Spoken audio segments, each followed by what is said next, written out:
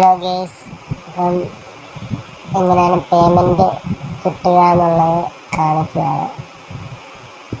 കഴിഞ്ഞ ആഴ്ച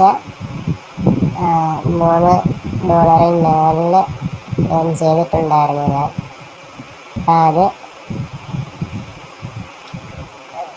ഇവിടെ ന്യൂ പേയ്മെൻറ്റ് പെൻഡിങ് അല്ലേ, ന്യൂ പെൻഡിങ് പേയ്മെൻറ്റ് കണ്ടോ. അപ്പം ആ ഒരു എമൗണ്ട് ഇവിടെ കാണിക്കുന്നുണ്ട്. നമുക്കത് കയറി നോക്കാം.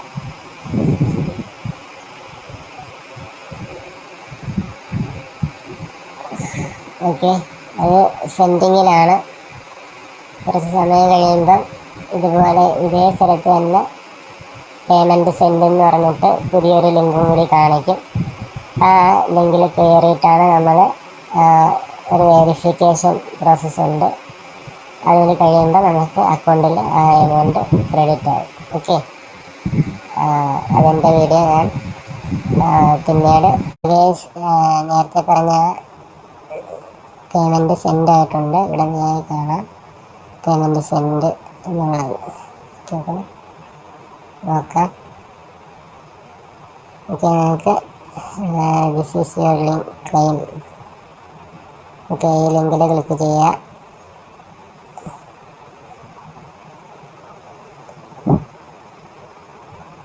അപ്പം സെൻഡ് OTP. ഓക്കെ, നമ്മുടെ മൊബൈൽ നമ്പറിലോട്ട് OTP വരും. മൊബൈലിൽ ചാർജ് ഇല്ല, അങ്ങനെ എന്തെങ്കിലും ചാർജ് ചെയ്തിട്ടില്ല, അങ്ങനെ എന്തെങ്കിലും പ്രശ്നം ഉണ്ടെങ്കിൽ ഇമെയിലിലും OTP വരും. ഓക്കെ,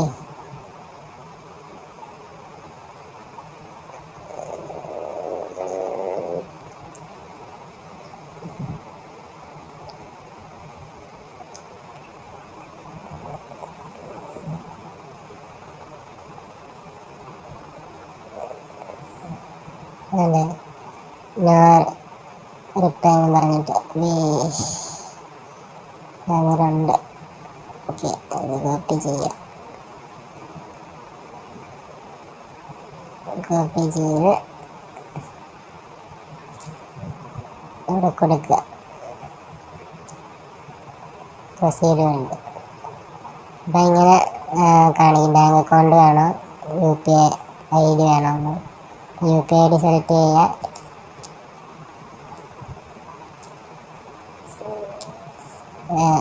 ഹോൾഡറിൻ്റെ പേര് കൊടുക്കുക, എന്നിട്ട് UPI ID കൊടുക്കുക.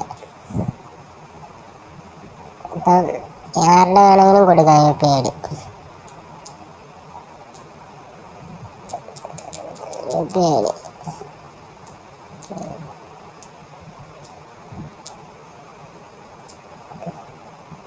പിന്നെ സബ്മിറ്റ് കൊടുക്കുമ്പോഴത്തേക്കും ആ കാശ് നമ്മുടെ അക്കൗണ്ടിൽ കയറിയിട്ടുണ്ടാകും. ഓക്കെ, ഇങ്ങനെ ഒരു ഇൻ്റർഫേസ് ആണെങ്കിൽ കാശ് വന്നിട്ടുണ്ടോ ഇല്ലയെന്ന് നമുക്കറിയാം.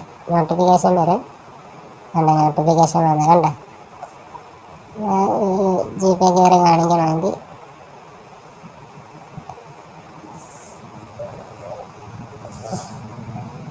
GPay കയറി കാണിക്കാം.